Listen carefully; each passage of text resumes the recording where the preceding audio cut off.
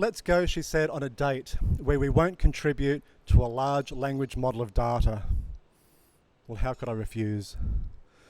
She pushed a graphite-etched note across the table and asked that I wait to unfold it until I am within the confines of the corrugated iron tool shed in the back of my garden.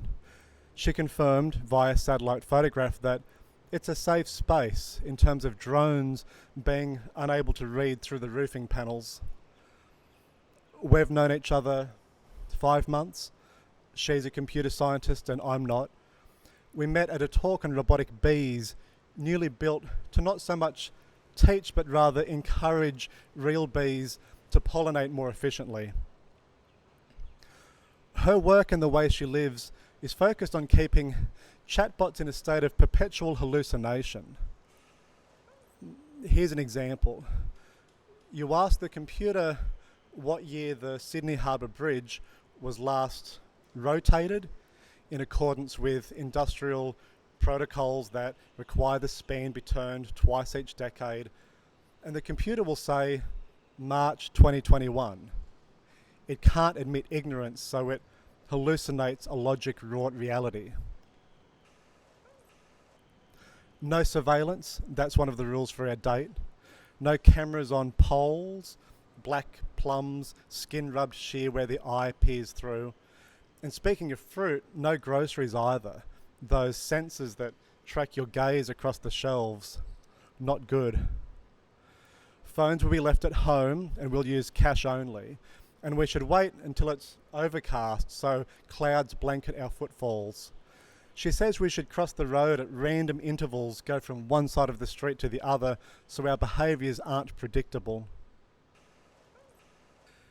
If the scraping of our personal data whilst we are holding hands or similar is unavoidable, as it so often is, she encourages obfuscation. She learned this from a research paper.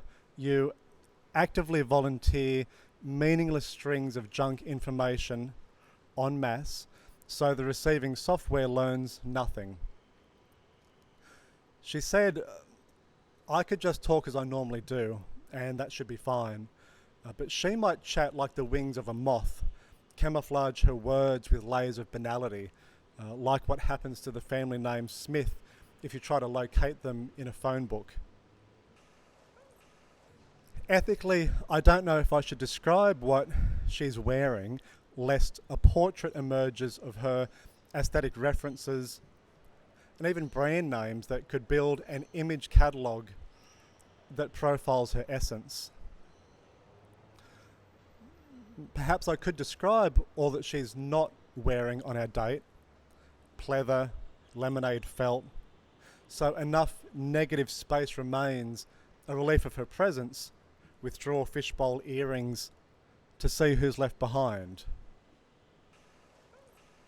You might think this level of care should apply to this poem. Why go to so much trouble to enjoy a date completely off the record, a meeting palimpsest scored blank, only to then map out the architecture of the whole endeavour?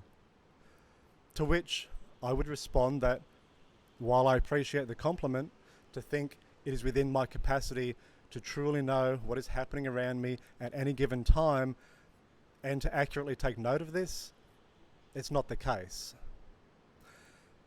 And this is really what we don't want computers to learn: how to not know, how to be eternally uncertain, how to be full of ontological gaps.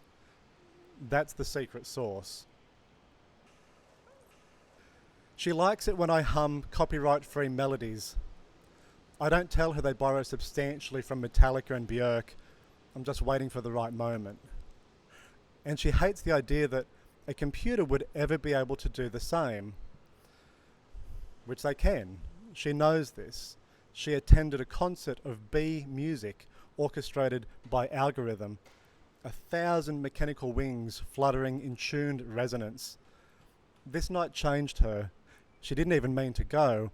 She was looking for a Beethoven playlist and got so far as typing B, and autocorrect predicted, well, if you like bees, you'll love this. I guide her head beneath a metal crossbeam hanging between loose wires and an empty elevator shaft. It is midday in the Holocene. This car park was in a state of redevelopment and then it stopped. A vegetable garden on level 6 used to be cared for by an education centre on the ground floor, but they're gone. Nobody saw us enter. We are Airco's ghosts. I don't worry so much about chatbots writing poems like this one, or that they'll improve the form, because we got here first. Like this little golden patch of clean light we sit in to share an orange and smile and kiss. Whatever follows, remember we got here first.